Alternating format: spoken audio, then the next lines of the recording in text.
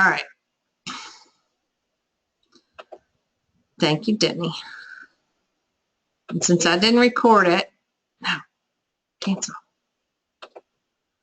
So what happens sometimes. All right. So, and God said, let there be lights in the dome of the sky to separate the day from night, and let there be signs for the seasons and for the days and years, and let them be lights in the dome of the sky to give light upon the earth.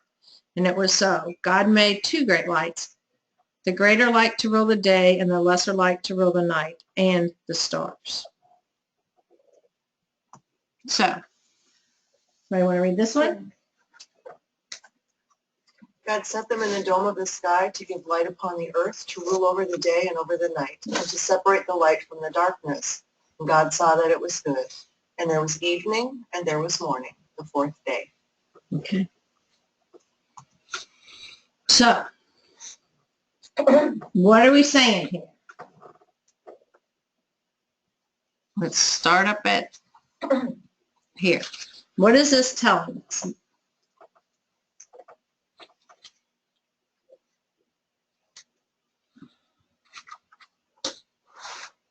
Metaphysically? Or just, oh. Well, you can do it historically or whichever way you want to start. Glasses mixed up. Yeah. Whichever way you want to start. Okay.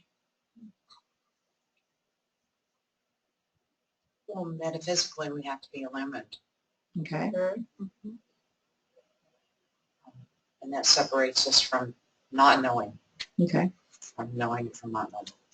So awake or asleep, conscious or unconscious.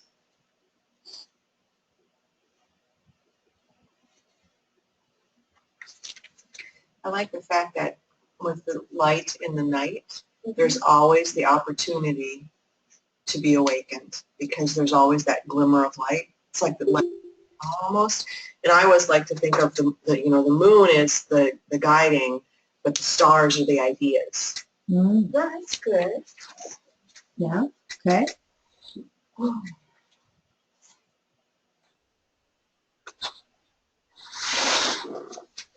Anything else with this one? Okay, then what do we have here?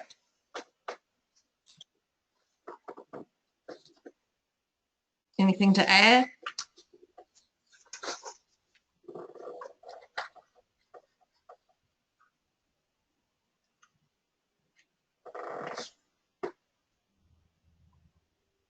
Okay, so the two great lights, the sun and the moon, represent the understanding and will, which function together and are established by faith. So the sun is the spiritual, represents the spiritual I am. And the moon represents the intellect. These are reflectors of true light. Okay. God said, let there be light, and there was light before the sun and the moon were created. Right. So these are the reflectors from the true light, the original light, in the beginning. I always like to think of it as a Big Bang, and it was. And it was. Mm-hmm. Well, it's interesting that the moon really does just reflect the light of the sun. Yeah. Which means that our intellect is the reflection of our spiritual I am. It's good. Yeah.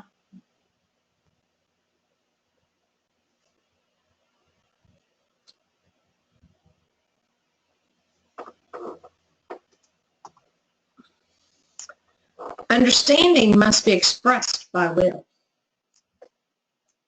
Will is grounded in understanding. So they work together. The signs, seasons, days, and years are different stages of the unfoldment. We gain understanding by degrees or by stages of our unfoldment. Right, the spiral. I like in this Let There Be Light book when it says understanding itself is of little value unless it is expressed by the activity of the will. And man's will is a power for good only when it is grounded in understanding. Yes. Does it's little good to know it and not use it, doesn't it? Yeah. Right. Mm. Well, there was one part in here where it talked about, when it talks about the different stages of unfoldment, and it really hit me that God didn't do this in 7 days.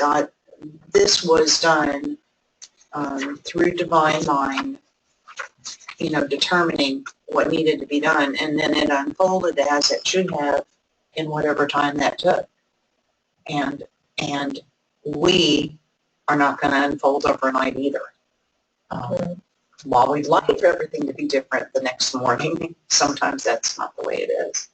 It's a process, and the timing. That's really something you have to wait on faith for, because we don't know what the timing is. No, we don't.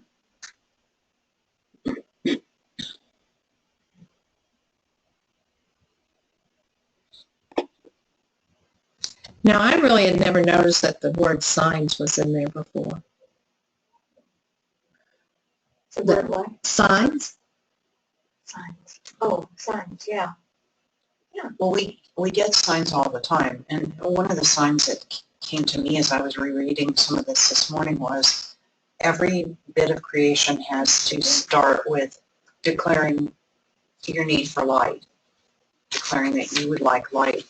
And I was in meditation this morning thinking about something and thinking, I need to be declaring and claiming light in this matter so that I will have whatever I need to have at the time I need to have it, and I need to recognize it.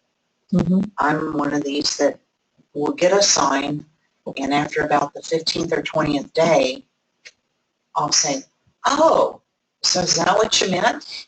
And it's sort of like, it's time. Yeah. And this whole thing, looking at it, seems very deep and cerebral, but yet it's also very simple. Mm-hmm. Divine mind, and you've got the ideas, and then you've got the spiritual, then it becomes an idea, then it comes a manifestation. Mm-hmm. Ideal, expression, manifestation. It's Mysteries of Genesis. She copied it, and she downloaded and printed it out. Okay. Yeah, I haven't gave you all the handouts for today. Okay. Yeah. And I was looking at the signs more as the astrological signs, which, too. Oh, yeah. Yeah. Well, the first thing I thought of was the wise men who followed the star. Uh-huh. Yeah.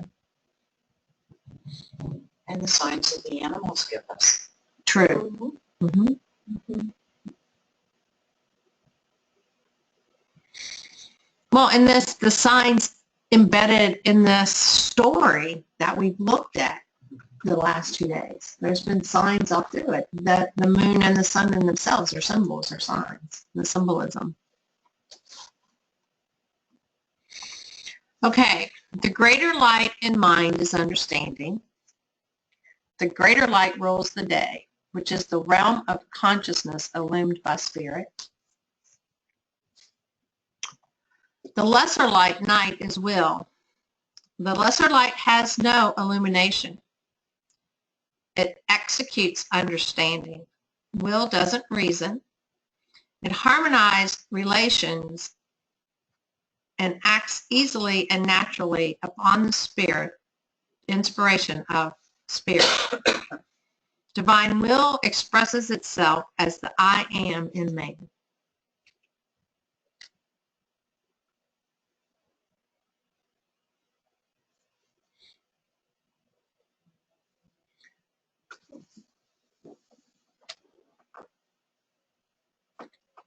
So it's reflection of understanding. The moon is a reflection of the sun. So it has no illumination on its own.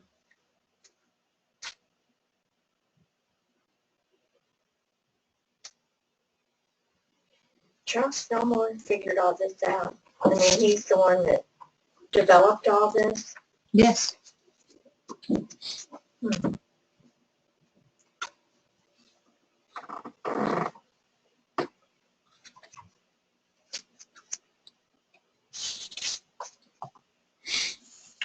The stars are our perceptive faculties.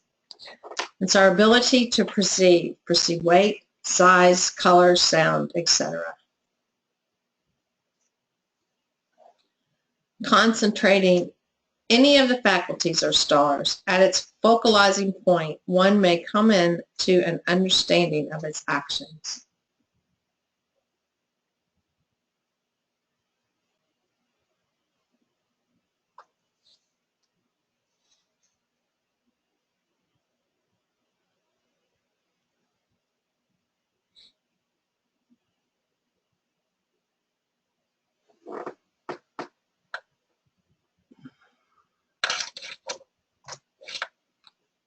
I don't know what we have up here. That's, you guys still with us? Everybody's a little tired this morning. I'm good, but I've got you muted because there are guys here taking down 2 dead trees today. So if it gets too loud in the background, just let me know. Or if I get coughing, I'll mute it. Okay. I just wanted to make sure you guys were still with me. Oh, yeah. Okay. I had a hard time with that last thing in stars and faculties, you know. What did you have a hard time with it about? I don't know. It just didn't ring with me. You know, some things do, some don't. Mm-hmm. It don't have to. It's okay. It may come in later. What about anybody else? Do we understand what we're saying here? Stars to me could be all the ideas are swirling around out there, you know, Mm-hmm. rather than perceiving weight, size, color, sound. Those sound like engineering abilities to me. I'll be honest, I'm really having trouble with the both interpretation classes. I guess part of it is, you know, because I was raised Baptist and Catholic, and although he wasn't really supposed to, my grandpa did read the Bible from cover to cover a few times.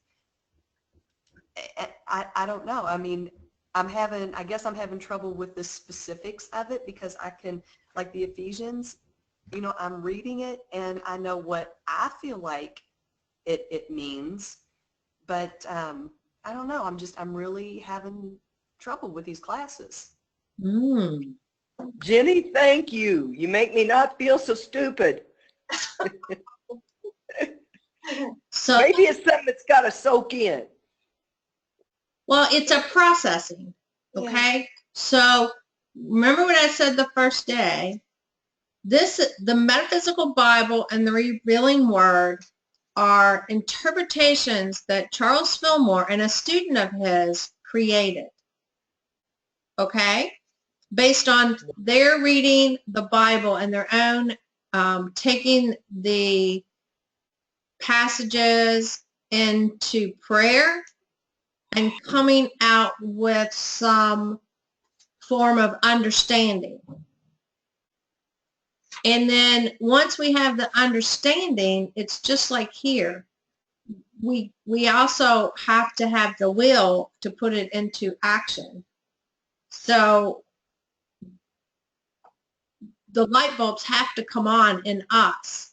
And sometimes what it means to us in our this day and time may be a little different than what Charles says it meant. Part of these classes is to, first off, give you background on unity and where unity's philosophy and thinking and beliefs come from. They come from Charles and Myrtle's own experiences, okay, which may be different from ours. And there's no right or wrong in it. This is like your beginning journey in Unity. And then you build on it from this point, and you look at it from a different point of view. So the SE classes are for your own personal development so that you have an understanding of the basic foundation of Unity. And then from that, you springboard into your own personal adaptation. And believe me, there are times when I read stuff and then read what Phil Moore says about it, and I'll be like, I don't understand that no more than the man on the moon. And that's okay. So be okay with where you're at. Interpret it the way you need to interpret it, because that's what you need in this moment. I love the idea of metaphysical interpretation, the way it gives you permission to not take any of this stuff literally. Right, right. In some places I can see where Charles maybe got something when I reflect on it, and other places I'm just kind of clueless about where he would get that, and I'm just like taking it on faith, like learning another language, you know, like learning French. They say strawberry is a fraise, all right. It's a fraise. I'll try to remember that. Question. You know, the people that Charles and Myrtle learned from, the E.B. Weeks, and did they study the Bible in this way also, or was that just something Charles came up with, you know? No, it was part of the New Thought movement. It was part of the New Thought movement. Now, the difference being, so Charles is a very intellectual being. Yeah. And he studied vastly different religions, especially the Eastern religions. He used other people's works for his own studying, just like we use his. He used people of the times who had a different thought process than what had been handed down to him. He and Myrtle traveled on what I consider our, you know how we have our gurus that are going around and they're talking and they're on that seminary or workshop tracks, and how, you know, well, they were doing that back in the 1800s. It was called the Literary Society. And so all these different people would go and travel around and give talks, and they would go to all the talks that came into whatever city they were living in. If someone came in to speak on an intellectual level, they were there. So because they were really interested in that, Charles in the intellect more so, and Myrtle more so on the spiritual natural unfoldment. Because a lot of came through when she was in nature, and just watching people in the world, recognizing the patterns that she saw from nature that inhabited us.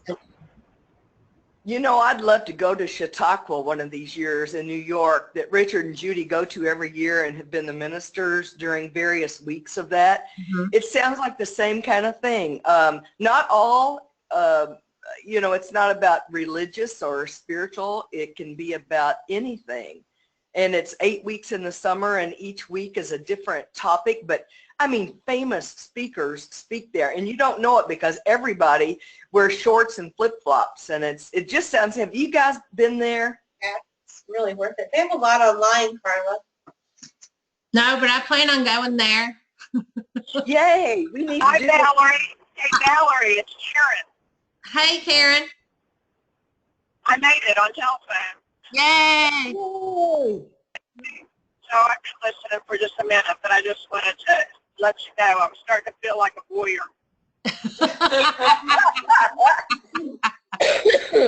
In some ways, meditation. I'm on 275 driving to Charleston. So Be if that we're all going in New York, I'll go. Where are we going?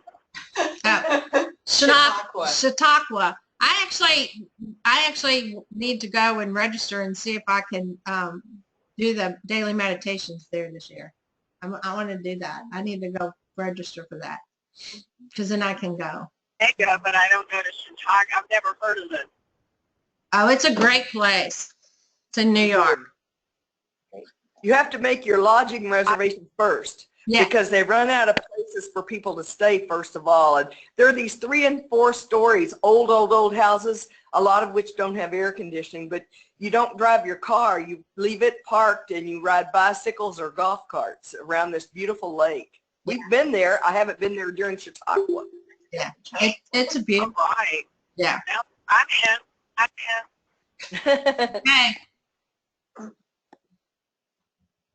So, yeah, so we're just all moving and growing and into our own interpretations. And this is all just background for Unity's purposes so that we have a better understanding of our own relationship with the Bible, our own relationship with nature, with Earth, with the universe. And we can gain some understanding through Charles's works. He also, he studied some of the great masters, Thomas Talbot and Quigley. One of the people that were mentioned in Genesis, in the Mysteries of Genesis, and I have it on another slide, is Pharaoh Fenton, who spent his life interpreting the Bible. And so some of the stuff that Charles actually came through him in his writings.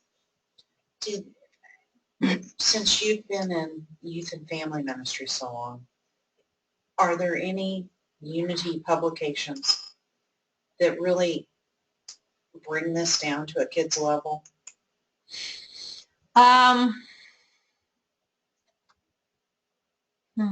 actually metaphysically bring it down, show basically what you might have heard when you were in the Baptist or the Methodist or the Yeah, Church. some of the lessons that we've created, there's Lots of the curriculums. the lesson curriculums do that. There's one called it's an old one, and it's Bible study. It's the Old Testament and New Testament Bible study. And I used it when we were looking at Bible study here, when we were a long time ago when I was doing Wednesday night Bible study with families. Mm-hmm. And that's a good one, but it's curriculum. Is it available like on? You know what? It's probably not. We have, at Unity of Louisville, we have a storehouse of public size material that's no longer available. And some of the old writings are wonderful. I actually have the original images of Jesus curriculum for children. And it's just wonderful little books that were created about Jesus. And the old curriculum has more of the metaphysical meanings than some of the newer curriculum. And because now we're using the living curriculum to create, which still is, it brings out the metaphysical, but it's being interpreted more so by lay leaders than by Myrtle Fillmore. Because Myrtle is the one that originally created, her and her son, Rickett, all right? Rickert. Were the ones that created the early curriculum from We Wisdom. So it came in from We Wisdom.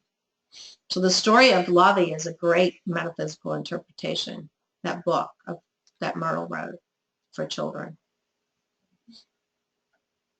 So you all still have kept a lot of that stuff. You didn't We do. Get rid of it. No, I kept it. I'm a history buff. Yeah. Well, I think there's very few places that have it, and it's just critical. One of the things, and we're getting off topic, but one of the things that, and I guess not really, that we're looking at, and I was on the educational team and have come off this year because there was just so much in transition there and here, and it was just, couldn't do everything anymore. One of the things that we're looking at is taking the old material and reworking it, because some of it was cumbersome. It wasn't written in a way that was inviting to young children. It was really not age appropriate. And so we're looking at recreating it age appropriate activities. So not changing the content, but the expression of it. How do we, more in line with multiple intelligences than, just the visual and audio learnings that it's written for. So that's a project that, but with the changeover of the educational system at Unity moving everything over, that's kind of gotten put on hold for this year. Thanks. Yep. Kathy, Yes. do you want to hear? I looked up this morning about 7 steps in creation online, and Charles said it very succinctly. If you guys want to hear exactly what he said, it takes a second to read it. Sure, we'd love to. He said, it is found that the mind establishes a permanent consciousness through 7 steps or stages called in Genesis days. First, the mind perceives and affirms truth to be a universal principle. Secondly, faith in the working power of truth is born in consciousness. Thirdly, truth takes definite form in mind. Fourthly, the will carries truth into acts. Fifthly, discrimination is quickened and the difference between truth and error is discerned. Sixthly, every thought and word is expressed in harmony with truth. The 7th day represents a peaceful confidence and rest in the fulfillment of the divine law. Where'd you find that at? Where'd you read that out of? On truthunity.net. I'm telling you, it's such a gift you gave me, Valerie. I love that site. That's my favorite site. You can find any daggone thing. Anything. Mark Hicks did a great service. Yes. What do we look under to get that out of Truth Unity?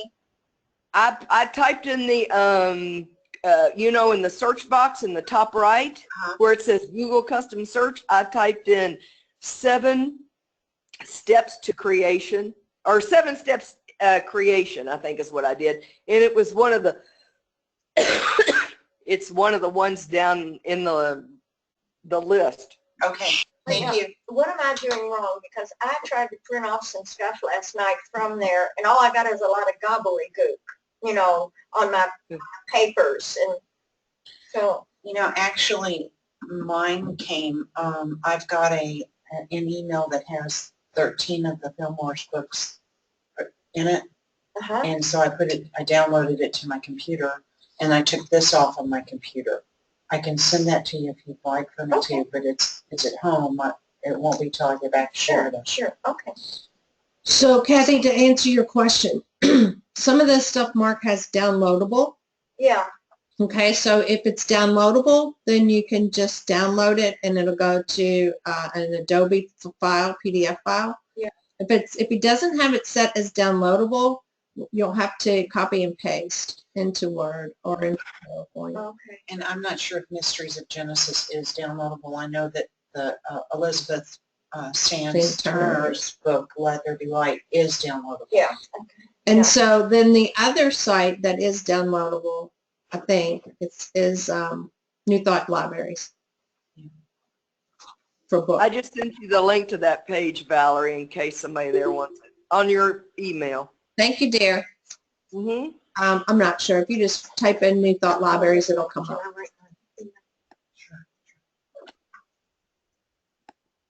All right.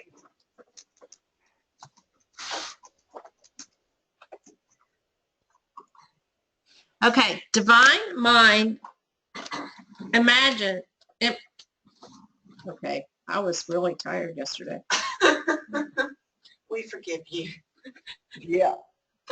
Divine mind imagines the ideal it perceives into fulfillment. That's what I'm going to say that's supposed to read. Man in cooperation with divine mind is under the same creative law and brings his ideas into manifestation. So divine imagination, the divine mind imagines the idea and then perceives it into fulfillment. Okay? So it imagines the idea and perceives it into fulfillment. And man in cooperation with divine mind is under the same creative law. So that's the creative law, that we imagine it, the idea, and then we perceive its fulfillment. So it can be instantaneous if we perceive its fulfillment. We know it's the truth. So in all of this, what we're saying is that will is not secondary, but I lost the word I was going to use. Between will and understanding. Mm-hmm. Will is the moon, Mm-hmm. so it's the secondary, because I can't remember the word I was going to use. So what it's saying is that understanding without will is you sit and twiddle your thumbs, nothing happens. Will without understanding runs amok. Correct. So you have to have the understanding first, Mm-hmm. and then the will is what causes the manifestation. It's an action step. Okay. Will is the action step that brings it into life. Okay. That's correct. So usually when they talk about people being willful, what they are is they have will, but they aren't necessarily hooking it into their understanding. Correct. Okay. Yeah. You know, when they say a child's willful, well, you know, they may be willful and they're taking lots of action, but they have no understanding about what they're creating. So it's with understanding and the will that we manifest into life. The thing that to me caught me in this one was that it said that man acting in cooperation with Mm-hmm. divine mind under the same creative law. We're always under that same creative law. Law is absolute. It always is, and it always happens the same way. However, our willingness to cooperate with divine mind, to be in the spiritual realm rather than to be in the intellectual realm, allows us to be willing to have a more meaningful, a better creation than we would have if we were just using our man mind, Mm-hmm. intellect, and putting that into manifestation. Right. By starting with the spiritual, and you being in that law, Mm-hmm. these ideas come into greater manifestation, is what I got out of that it was a... Right. So we can do it with will alone. It may not be fully developed. We may be missing something. Okay. And with our understanding, then it's in full bloom. Like kids or teenagers are, you know, may not have the understanding, but the will to do something, Mm-hmm. but make wrong choices. Right. You know. Yeah. Yeah. But at the same time, we may make right choices. They just may not be as fully developed Right. as they could have been had we used if we'd have had some other understanding of the process. Right. And the same is true if we do the other way. You can have a full, complete understanding of what it is that you want to create, Mm-hmm. but without will, nothing happens. Correct. That's correct. Mm-hmm. So you're creating anyway. I think maybe one of the things that maybe this is why intention is so crucial. Meditation and intention in the beginning of your day would allow you to be so much more effective. Yes. Mm-hmm. Some days I go through Mammoth, I hit the ground running and I don't take time for any of that, and I'm out there creating willy-nilly, which ain't very helpful. Yeah, if you start your day with a good foundation in spiritual truth, you take the time to breathe, to relax, and lead the day with ease and grace, my favorite two words. Yeah. Then things seem to work better. Huh. Get up late and we don't make time to do that, and we're running around like crazy people all day. We forget Yes. things, we leave things out, even like in this week. So this week is as an experience of, we're all cramming all this stuff in, just like we did in our younger years in college. For most of us, we're past that college age. But, remember those times when, and how you just put it all in, and just to get through the moment, you miss the opportunity just to be in it and stew in it. That's what I'm feeling, because, wow, there's so much information and so many good things, but you don't have the time to really absorb the way you would love to, Right. Yeah. I mean, we can do that later, but wow, I'm really feeling that. Yeah. So be okay with that feeling, because that's what's going on. And it is overwhelming. And it is. We need a retreat after the classes just to soak it up. And you do. Yeah. Yeah. I always come back to divine mind. Our divine mind within us is smart. It is intelligence, divine intelligence too. So as long as I identify myself as divine intelligence, then things go a lot smoother. When I define myself as like this ego person, it's weird. The blocks I can create are pretty phenomenal. But I think it's just to completely remind myself to come back into the heart space and be the divine mind in the world, and not the other way around. That's a good way to, that's wonderful. It is reminding ourselves to be the divine mind in the world.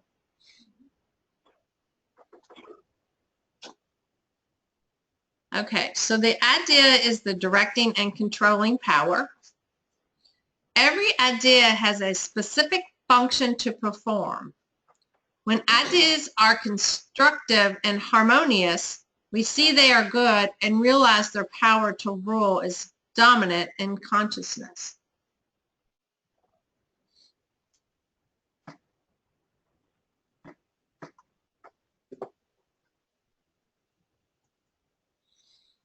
Charles talks about the Fear of Fenton Bible, which is who translates of Genesis, says, by periods God created that which produced the solar systems, then that which produced the world, the earth.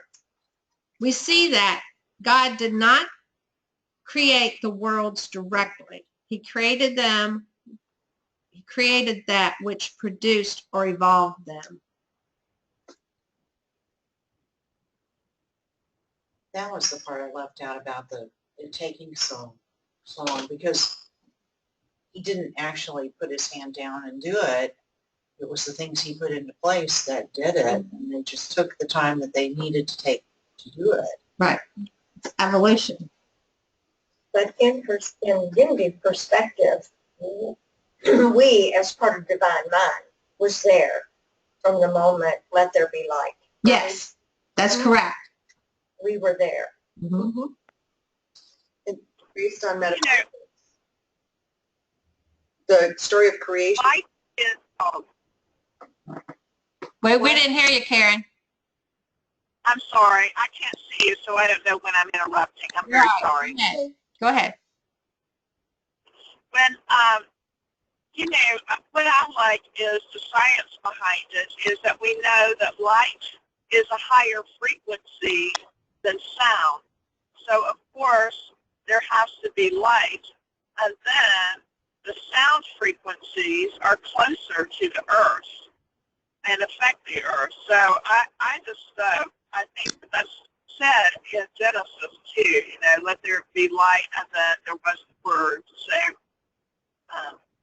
you know, it's like that duality is part of earth living. Yes, it is. And I'm sorry, Go ahead. Hello? We lost to Carla. In that co-creation thing, he says we are endowed with a creative talent which our souls always long to express, but our creativity has a narrower range than that of the original creator.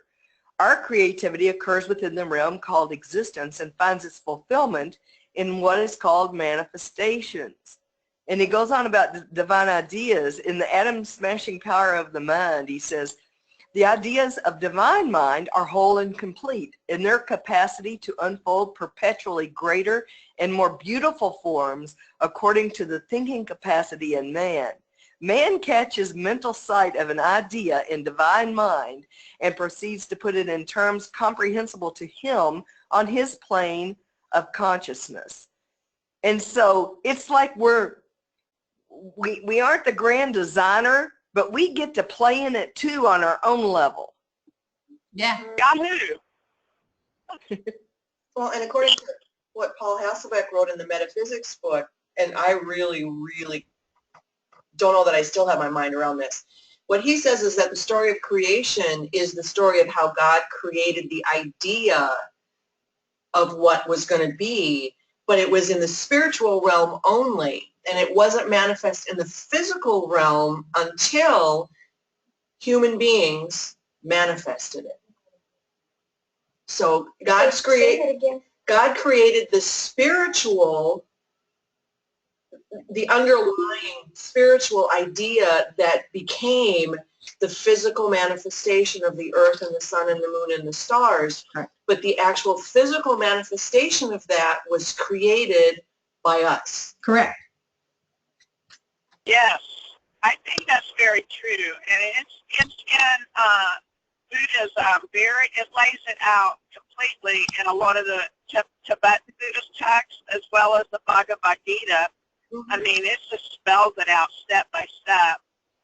So I think that you know, when we have to realize that we are in a holy position, that we are co-creators, and we can really mess things up, and we are the ones that created this world, and we are the ones that can create a better world. That's correct. So did we evolve through Australopithecus and Cro-Magnon man and all those steps that we, you know, evolved through? I think it is You're right about it. What'd you say, Carla? What'd you say? It's on cave walls, but that was about it. It's on cave walls, so they wrote about it in the early. So yes, we had to create the physical world. I mean, and we still are creating our physical world. I mean, just look, we have tables, we have chairs.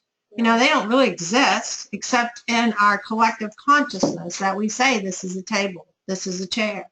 Right. But in reality, they're not there. They're just atoms and molecules that are come together.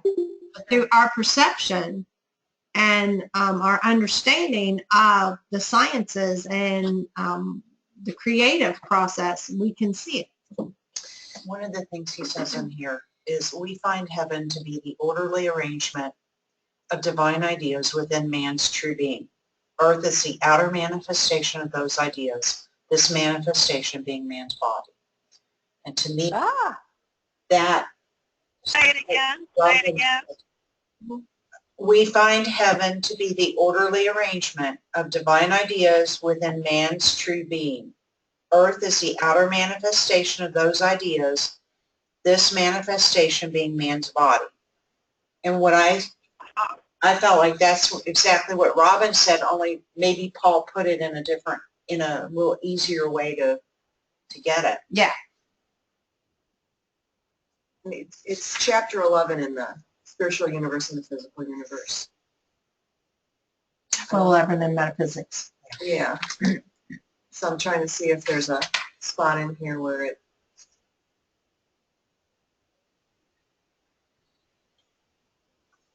This is a lot to take in. Yeah. It's just a lot to do. And know. you cannot possibly take it in 5 days, And we're just And looking at one particularly- chapter. particularly when you're also taking other classes. Right. It's just not possible. Right. You have to go back to it and go back to it. Right. And it takes time, you know, and with me, I mean, I've taught this class, I think this is my second or third time I've taught it. It's hard to say because I lost my original notes and stuff. But I still, in teaching it, I still grow and see new things that, you know, I didn't retain after taking it, you know. And then after teaching it the first time, I learned something new about the process. And then, you know, the second time I learned something new again. And then even this time, it's been like a light bulb has gone off a couple of times and like, wow, how did I miss that one? Where did that come from? So it's just that growth and understanding. And the more you look at it and the more you work with it, the better the understanding is. If it wasn't early in the morning, I'd say I could understand it better with a nice big glass of wine.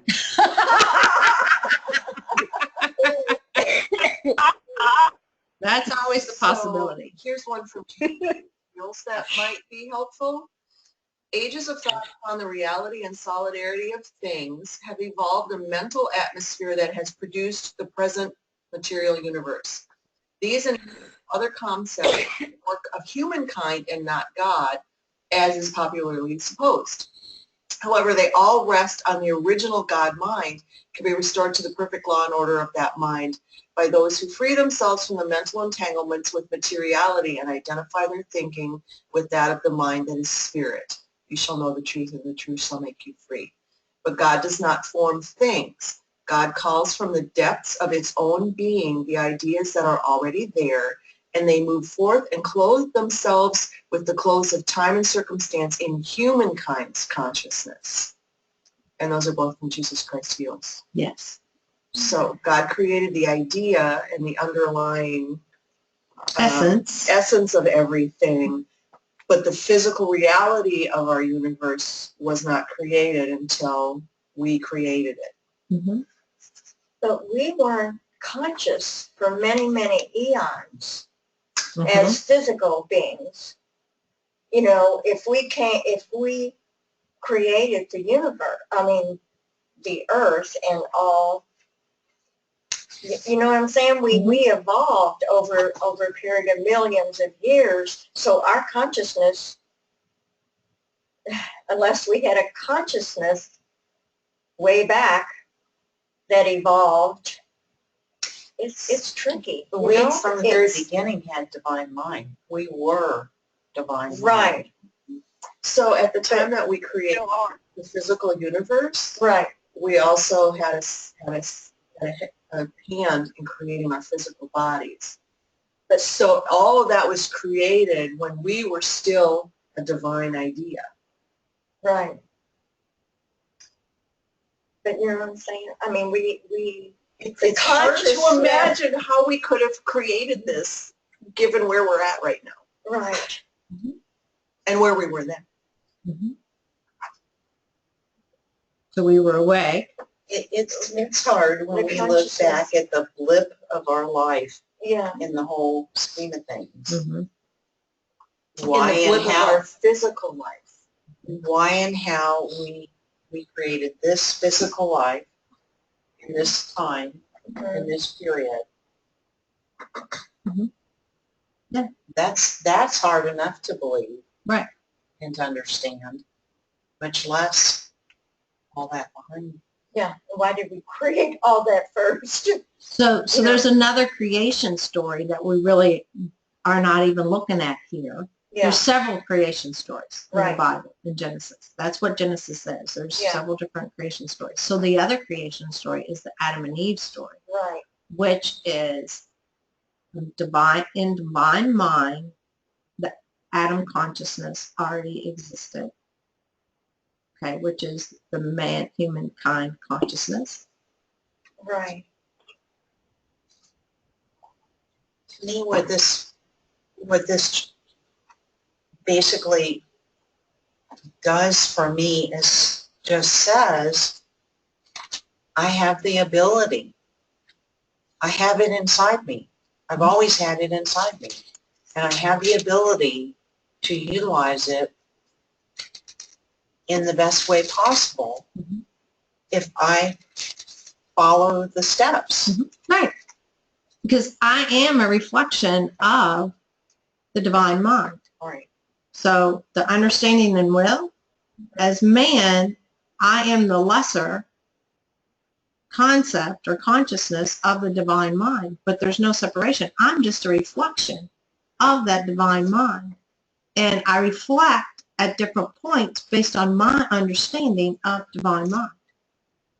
And then I put into action those ideas that I get reflected from divine mind. So there's no separation. And there was no separation in the beginning. And in the second creation story, man was created before anything else. Right. Because we are part of that divine consciousness. There's that divine mind. It exists in us, just as we exist in it. We are a reflection of it. And everything that's there, everything that was already created, we are a reflection of. And it's how we understand that reflection and how we take that reflection and create action into the manifestation of our earthly plane. And Valerie, Yeah. when we use the word reflection, I feel, I guess I'll just say it for myself, but I feel like when I use the word reflection, that I'm still talking in dualistic terms. Okay. When I say the word, I am a part of the oneness, or I am a part of the interconnection of all life, and that includes me, then somehow the divine mind is not separate. It is more about identification. Who am I today? You know, I'm Karen driving up the highway, I'm Karen the daughter, but I'm also Karen God. And there really is no separation. So that's what I keep coming back to, is how subtle the words are that I could use to create a separation and therefore an unworthiness. Yeah. So, I mean, that's my experience. Right. I understand that. And for me, the reflection is I can only reflect what I am consciously aware of in this moment. So it's not that I'm separate. My understanding is limited right now in this moment of the divine mind. And so therefore I can only bring into manifestation that I understand. And I'm not separate from it. So it's more about consciousness, or what conscious, subconscious, right? Right. Yes. Okay, gotcha. Thank you. Yes. Okay, we want to take a break. Kathy, say what you need to say.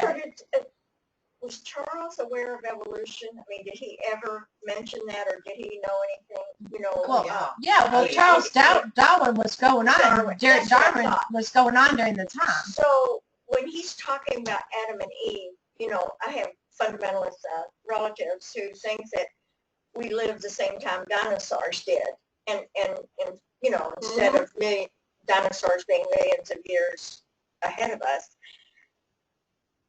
Is maybe Charles talking about the conscious, by talking about Adam and Eve, that man's real consciousness to make choice began in that period, or with that allegory. Because I see them as an allegory. Yes. You know, is that what he's trying to, you know, yes. say? That the material that God's consciousness was created. Yeah, at that point, or, Uh-huh. yeah, maybe. Man's consciousness was created as divine, in divine mind, from Right. divine mind. Charles Darwin was a Unitarian minister. Darwin was? Yeah. And he would have been exposed to those same ideas. Mm-hmm. Right. Yeah, and No the more seeds, you know, the fundamentals look at him, you know, it's crazy. 6 days. Well, that's because he was a Unitarian minister. Yeah. That was outside of them.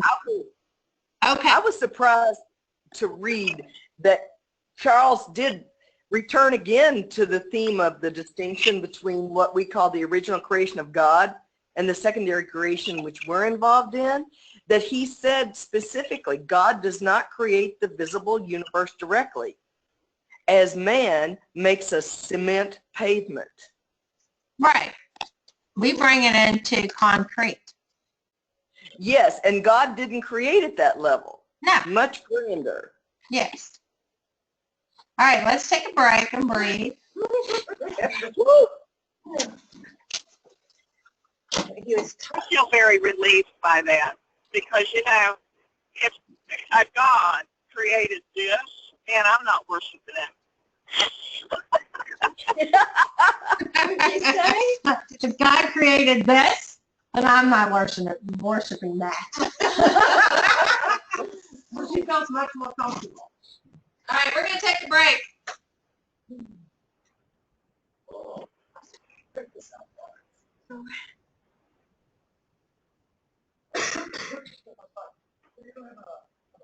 So she went on to Truth Unity. Yeah.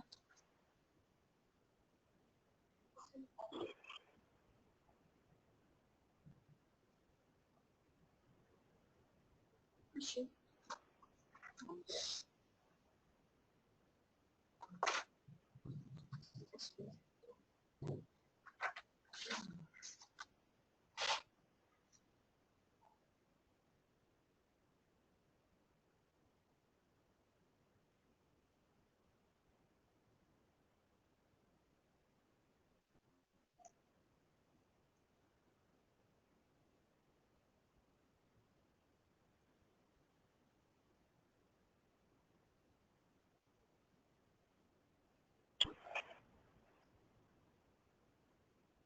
Is it truthunity.org or net or, you know,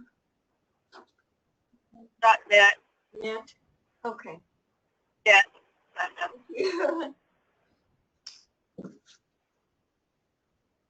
If you're ever not sure, you can just type something into Google and it'll find it for you. It'll find you anything. Okay. I feel like a little hamster in a cage trying to get all this information together. Can I ask you a question? Who is reading? Since I can't see anybody, who is doing the reading? It's shared. It goes back and forth between different people. Oh, okay. Oh, okay. Thanks.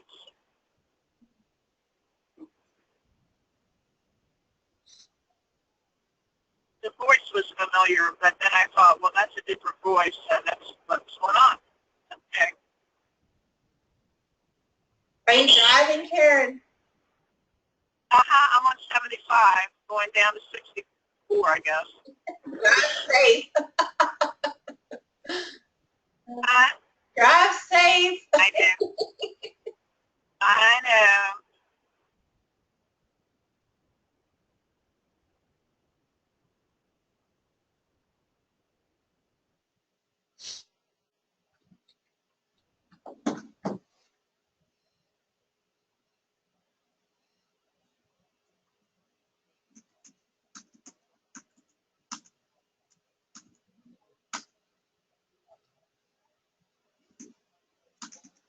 Karen, Uh-huh. it's Denny. How are you? Oh, Jenny, hi. Oh, good to hear you. Well, Were you one of the voices reading? I am one of the voices here. So Yeah, I kept thinking, well, that's you're on your way to your mom's now. for Are her you going to birthday? graduate on time? I'm sorry. Are you going to graduate on time? Well, I have, this is my last, I have 3 more classes after this. One I'll be starting next week, and then I probably will do 2 online to get them done, because I don't have any other way to get them done. And then I'll be doing the leadership stuff out at Unity Village, so I'll have to figure out how to do that. When are you going out? I mean, you think they'll do it in August? No, it won't be August. It would be at least October, because we've got a baby coming next month. Who are you So talking to?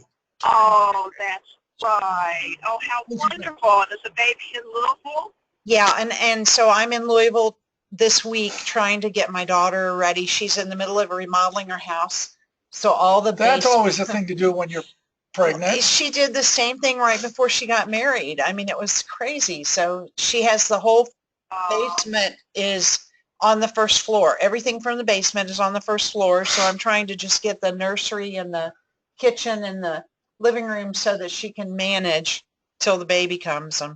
Anyway, it just is what it is. Yes, yes. Well, I was supposed to be in Louisville this yesterday or today. I'm supposed to be in there today. My mother is 95, and I'm having her a birthday party on Saturday, so I was going to be in Louisville, spend the night, then drive to Charleston, and she got sick. Oh, So no. the care providers are asking me to come in early because they know I have a way of calming her down and stuff like that. So Yeah. that's why I'm on the road rather than sitting in the classroom. Oh, God. Because I'm, Yeah. I know. So we just, like we said, like you're doing too, we just do what we have to do for family, don't we? Absolutely. Yeah. I don't know how long I'll be, I'll be back here in May with the baby, and I don't know how long it'll be. And then I don't know how many more times I'll be here during the summer, but I'm thinking it's going to be at least October before I can. I don't think I want to try to do it during the summer, but I'll have to just see, I'll have to just wait and see. So I don't know yet. Yeah. So, but good to talk to you. Good to talk to you.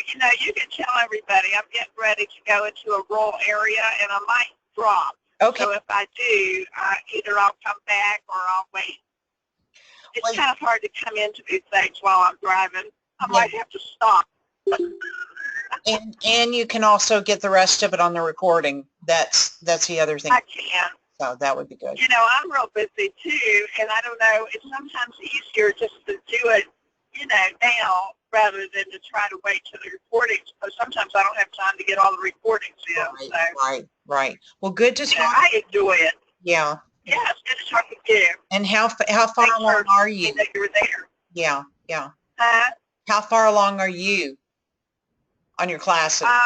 Let's see, after this week, I will have finished 11. Good. Awesome. Yeah. And I'm paying for Unity, every one of them, because I learned from you. Yeah. You were the first teacher on that. Yeah. Poster child for not paying for credit. So. Yeah, I got that. So I'm still taking them with Pat Bema. Oh, and, you can get through 4 of them within, you get, sometimes she does them within 4 weeks. Yeah, she just doesn't have the last one I need. Yeah. So. Well, I will talk to you later. All right. Okay. How are you? Good, how are you going? Good to see you. So how far along are you? I have no idea, probably halfway. Well, I've just got, after I finish this next one, this one and this next one, I'll have 2 more. So. It's probably getting close. Yeah,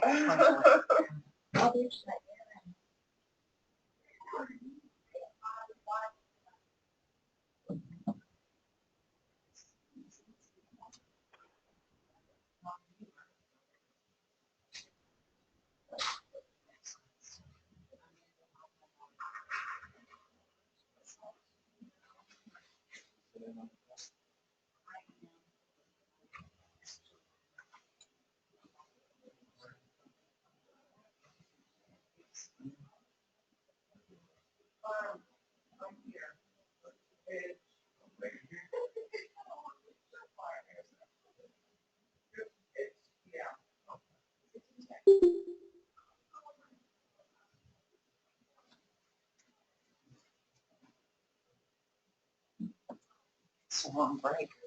Mm-hmm. About breaking something for us. Oh, is she? Yesterday, her hard drive crashed, so she's got to recreate some stuff. Oh, my. Did she tell you that she only needs one class left? Oh, you're kidding me. Wow. After, I'm starting another class next week, and after that class, I'll only have 2. We start next week. I think I'm sitting here too. I'm doing an elective. It's the work by Byron Katie. Oh, yeah. And we had it added as an elective, so I'll be Who's able to use it. facilitating it for you? Actually, my minister and Okay. someone else from my church, so I'm not really sure. My concern is, have they really had the training in it? Because all I know is Martha. Yeah, and sometimes when you know, when you have to meet a requirement, it's just do whatever it is. I And, know. You know, if you need more of it, go find it afterwards. I you know. Sometimes you just need to get through and do stuff. And that really didn't resonate with me anytime it was, it was given so many years when I was here. And it really never resonated with me, and it's finally resonating with me. Well, it's not hurting, so. So I'm happy to be taking it now. I think it's the right time and the right place. I was amazed. I had asked for them to send me my transcript so that I knew what I still needed. Uh-huh. I didn't get my transcript. They gave me a list of all the classes that I still needed. One of them I already took that I just didn't get registered for. 2 of them that I'm registered for I don't need because I've already had them. And I have 1 class left after this week. When is it? Wow. The second half of Healing and Wholeness. Wow. Wow. I don't know. I need it. Yeah, we're gonna meet. We're going to meet. Yeah. Are we going to meet today at lunch or after? Let's do after. After. 'Cause, yeah. Okay. Karen Shall you said- go to your place at lunch? Karen said she's going into a rural area and she might lose us. Okay, that's good. I'm still here, but I'm getting ready to, there's an area where I'll be dropping. Okay, that's cool. I am recording it, so even the break time, I forgot to turn it off. So, Drive No, safely Marty. and we'll see you back to civilization. yes. All right. So, then God said, let there be light. Then God made 2 large luminaries. The author of Genesis made a distinction between the sources of light, and both are concepts in divine mind. We kind of already talked about this. All right. So the creation story and science, for lack of a better terminology. Yeah. So Luminosity. luminosity out, the ether equals sunlight. So as the luminosity outward in the ethers equals sunlight. The earth whirling on its axis generates electricity. Bodies in motion generate energy that under certain circumstances become luminous. And the conclusion for this is the primal force produces light existed before its manifestation through matter. This conclusion is in harmony with the symbolic story of creation in Genesis. So then he kind of wraps it all up in a nice little bow and says, this is all in perfect harmony with science. And we're still working on the God particle. They think they found it. Right. They're still trying to perfect it.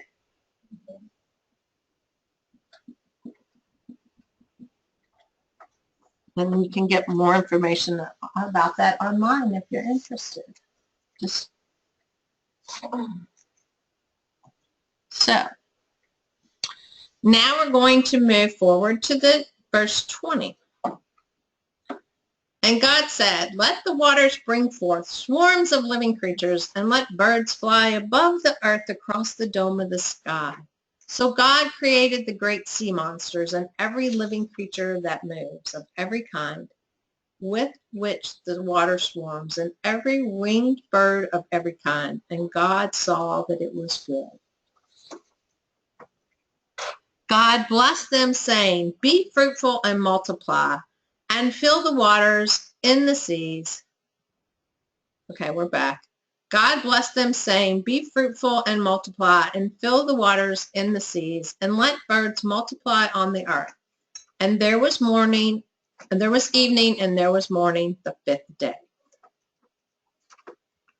So, what are we talking about here? Well, it could be evolution, you know, it could be. It could you know, be. very Okay. likely. Mhm. Well, and they pointed out how the birds flying above the earth were bringing spiritual in. Mm-hmm. But one of the things that, one of the other sort of aha moments I had was that they talk about, with each verse, they talk about the beginning and the end.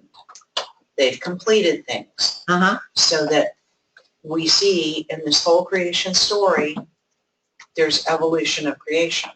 You know, you start and you stop, you finish that one part. Now you can go to the next part, and you start and you stop and you finish that second part, and you can go to the third.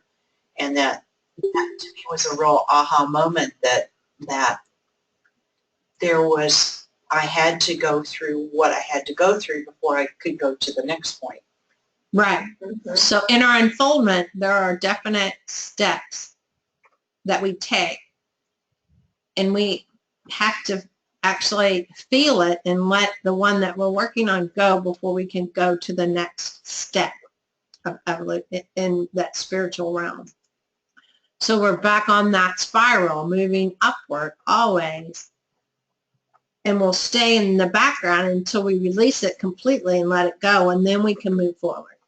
So we'll stay in that position on the spiral until we actually feel the release and move through it. Okay? I like how he says in Mysteries of Genesis that water represents the unformed substance of life that's necessary for everything to come into creation and to, you know, to come into manifestation and to grow and be fulfilled. Because you can plant a seed, but if you don't water it, it's not going to grow. Mm-hmm. So it's that water representing that substance that underlies everything in life. Well, and what is the human creature, the living cells, Mhm. are surrounded in water. We're like 80% water. Well, and we're birthed Where? in water, Yeah. Mm-hmm. Mm-hmm. in that fluid Mm-hmm. of organisms, as he puts it. That's how we are evolved, is through that body of water.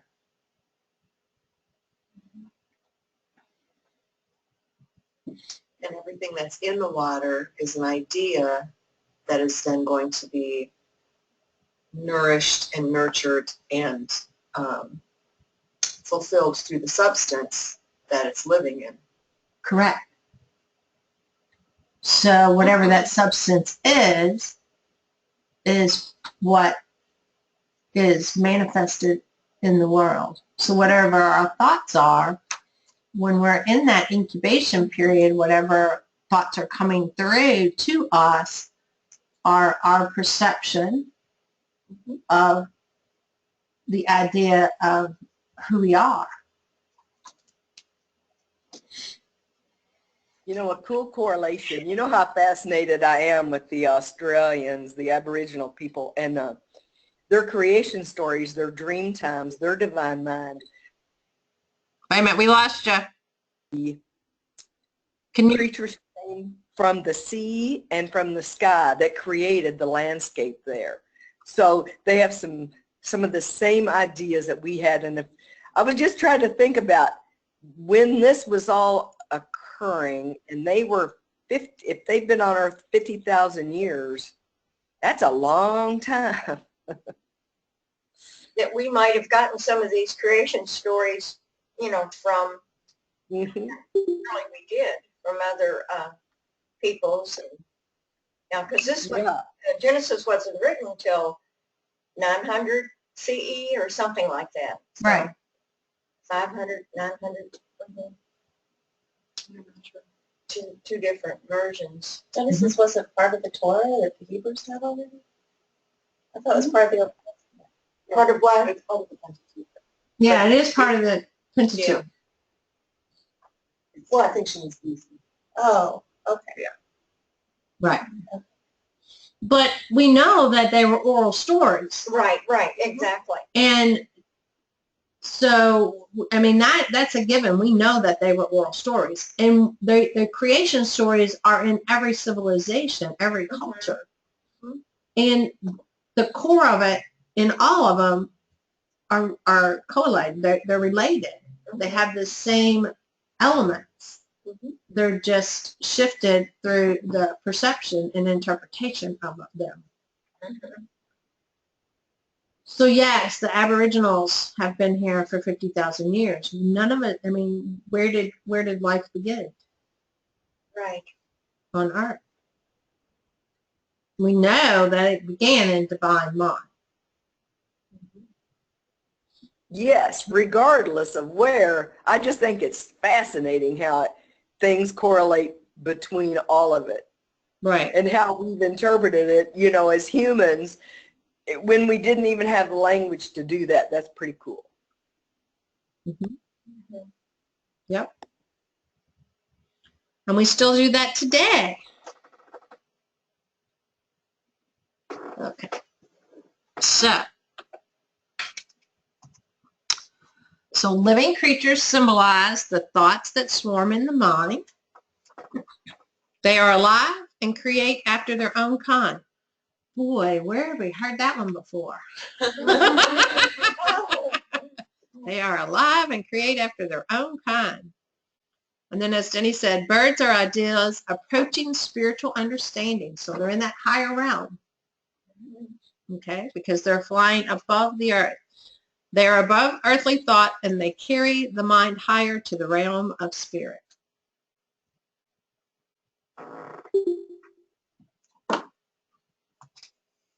Water, unformed substance, as Robin read, of life, present as a fugidating element in which ideas, living creatures, increases and multiply as the earth produces a crop when sown with seed.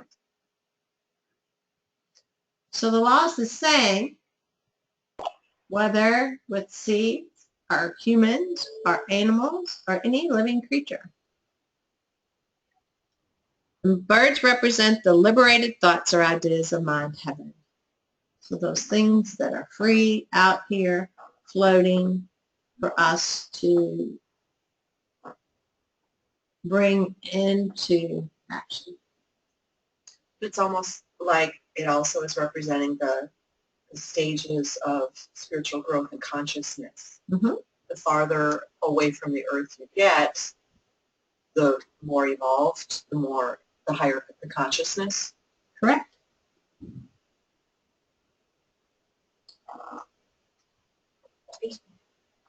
And fecundating means fruitful or fertilized. I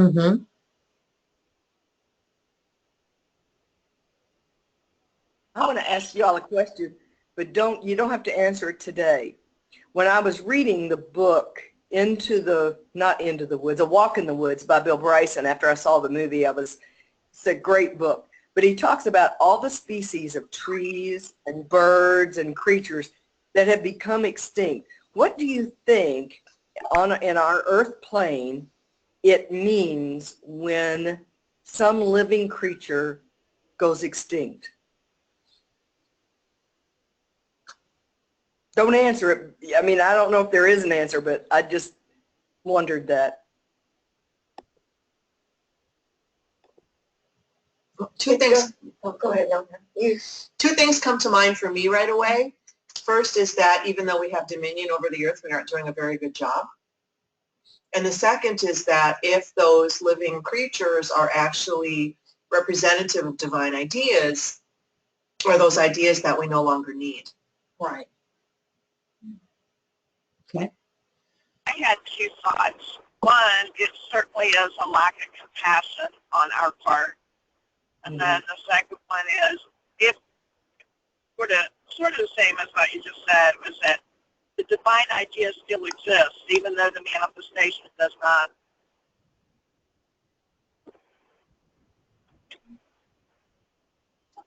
The divine idea still exists, even Oh, if the yeah. manifestation doesn't. Yeah. I guess to me, it's as simple as there's a time to release things, and if they're released, other things come in their place. And it may just be the period of time when we need to evolve into something different. To everything there is a season and a time for every purpose under the heavens. Mm-hmm. Great song. Mm-hmm. And we may not be here forever. Mm-hmm. You know, as in our farm, in our present farm. You know? I'm pretty sure that's given. Yeah. I think you're right. Well, thank you for entertaining that question. Well, and so part of that is in our rise in our own spiritual consciousness, we may not be here in the physical form that we appear in at this moment, not necessarily Right. transferring as, and I'm talking not individual, but race consciousness. We actually may appear in the spiritual form. I think also it doesn't take our responsibility away from the environmental issues involved with killing off a species ourselves, you know. Right. But eventually everything will change. Mm-hmm. But yeah. I feel that it is a representation of us, as Robin said, not using our faculties properly in caring for the earth, the dominion that we have been given. That's my feeling of it. It's backwards. I feel, you know, some responsibility for that, and knowing, you know, that I am responsible, even though I may not directly be the one that is killing them off, but through the thought consciousness that I create has helped create the collective consciousness. And so it's up to me to change my consciousness around those species of endangerment, and to take them into that place of compassion and prayer to change my own thinking that will then can be reflected into the humankind at large consciousness. But we've evolved so much as people, but we've done a worse and worse job. The American Indians and the Australian Aboriginal people knew instinctively how to take care of the land. And here in the U.S., with the Forest Service, we've done and they say when you take a tour, we've done a terrible job. We did everything absolutely awful. So it's really strange that the people who had the land to begin with, land, and we've done a terrible job of taking it over. That bothers me too, because creation is a cool thing, and it just bothers me to think that we don't take as good a care of it. And I'm like you.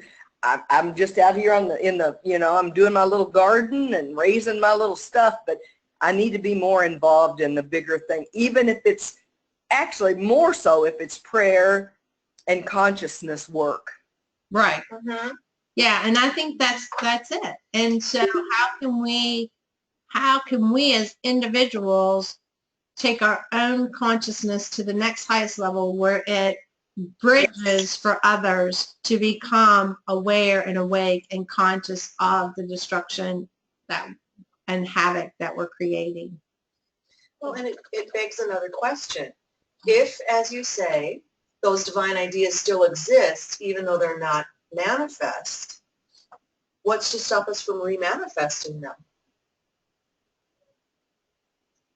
I guess when I look at what we've done, where we're at, every time I use my phone, I use my computer, I use the bathroom, you know, the sink, the toilet, the shower, we are using things that also are our demise. Yes. And so it's almost, it appears almost impossible to live in a way that we're being totally in concert with nature at the same time. And so what does that mean? I mean, what do we do to still be the best we can be in living that life that is a oneness that doesn't create more havoc and more demise and more, I don't have that answer. And I don't have it either.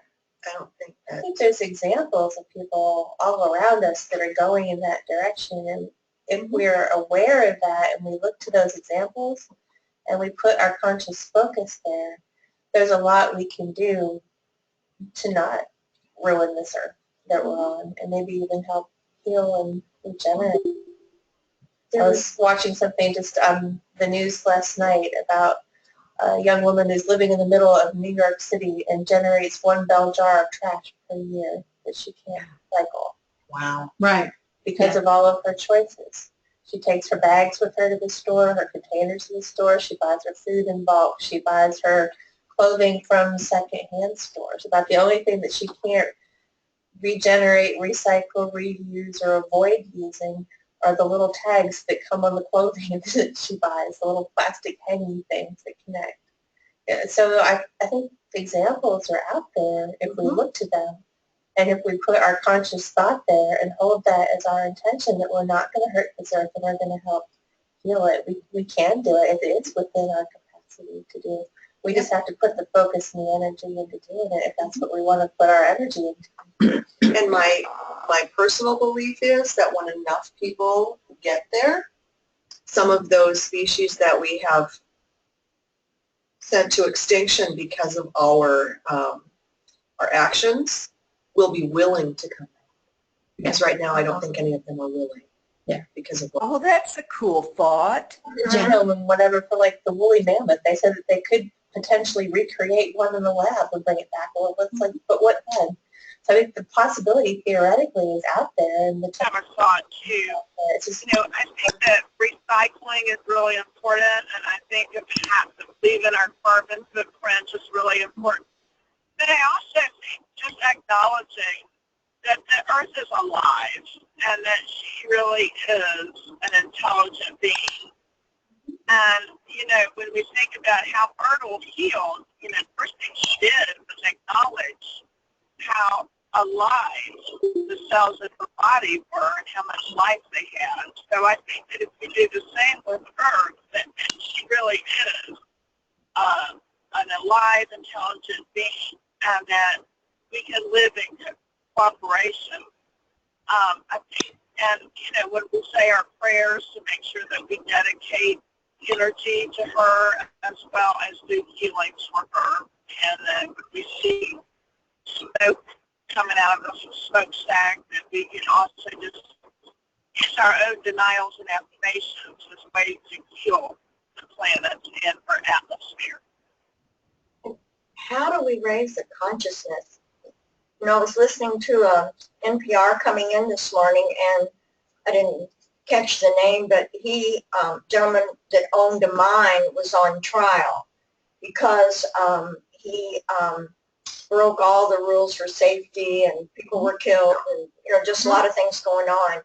And the jury found him guilty, and the judge gave him a misdemeanor.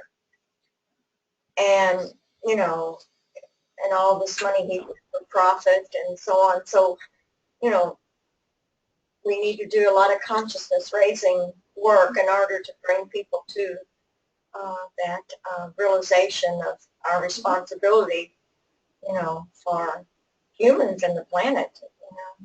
starts. Yeah, it does start here. So it's with our own decisions that we make.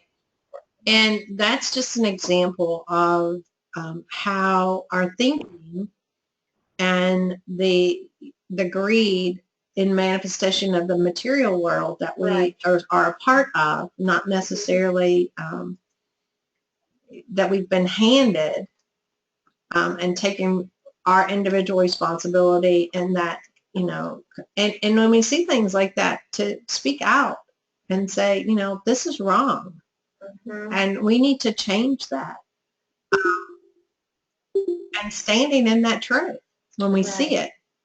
Because we hear things, I'm going to speak for myself, I'll hear things that really make me cringe sometimes.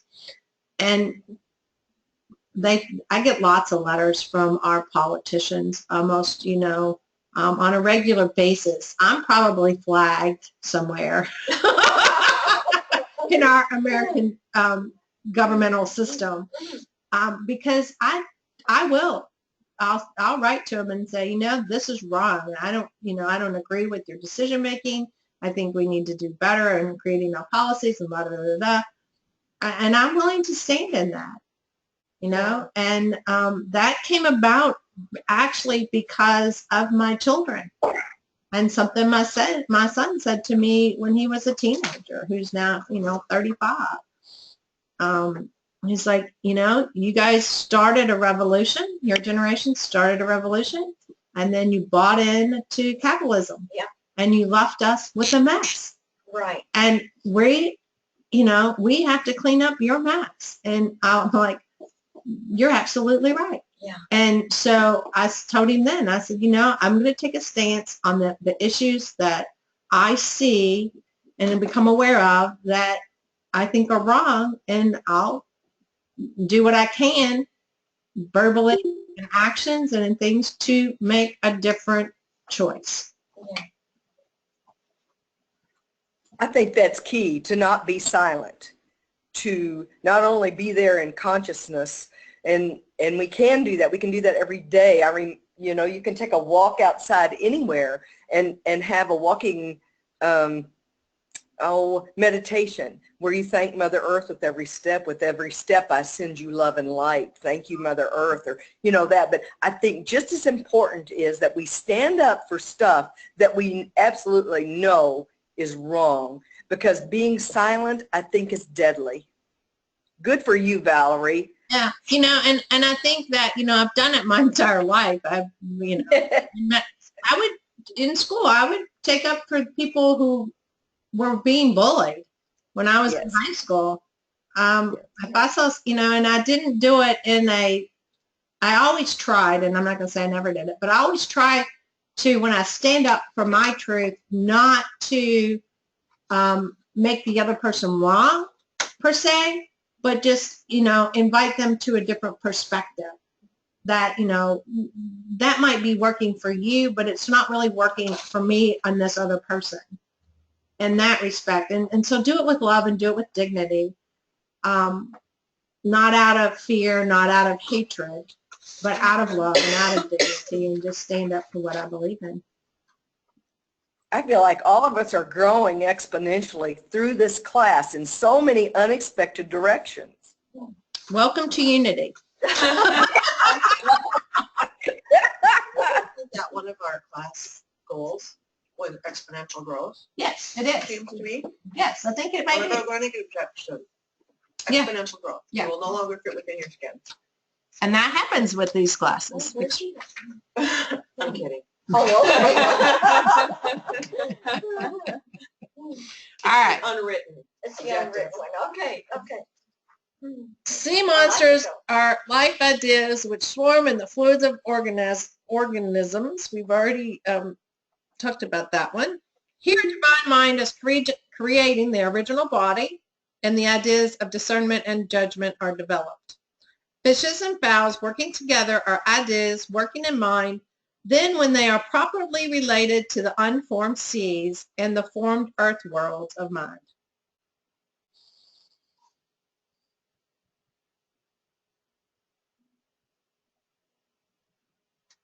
The unformed seas. Well, they're just talking about how the water Right. is this unformed thing. It's liquid and always moving. It's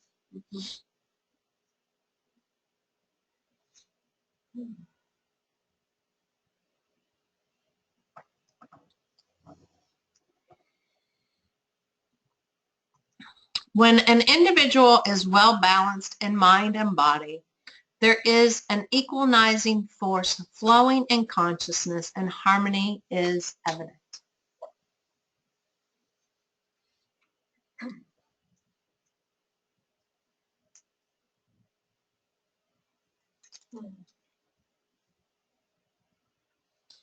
And where it goes on there is it says another orderly degree of divine unfoldment is fulfilled. Another step in spiritual growth is worked out in consciousness when the individual enters into the quickening of his judgment and seeks to conform his ideas to those of divine life. So we've gone beyond our ego, and we're really drawing from, we're really asking for guidance and drawing from that spiritual level rather than from the ego. We've talked about oneness. Our minister did a service. It was at Christmas last year, or the year before, and she passed out rings for us to wear to remind us of our Christ presence and our oneness constantly. Oh, man. And so it was one of those little rings that it cost a penny. Yeah, right. So then we had a little fair at our church, and I bought this one, which is fish, which was very symbolic to me. Mm-hmm. So, and I wear it all the time, and it's that physical reminder when I don't remember. I look down there and I see that, and I think I need to pull myself back to that spot. I need to remember, because basically for me, this is very much about what I forget and going back to that point of remembering and knowing. And it's just a physical reminder for me. That's really cool. Yeah. I remember the first Still Good workshop that they did here. The first one they ever did anywhere. They gave us a ring of the Christ, and we did a ceremony, and I never thought about that. Well, and I have a oneness ring. I actually have a ring of faith. Her background is Catholic, so it's similar to the nuns and the priests, right? Or the nuns having the ring. But it reminds me that is a part of me all the time. Mm-hmm. And I really need to remember it. Cool.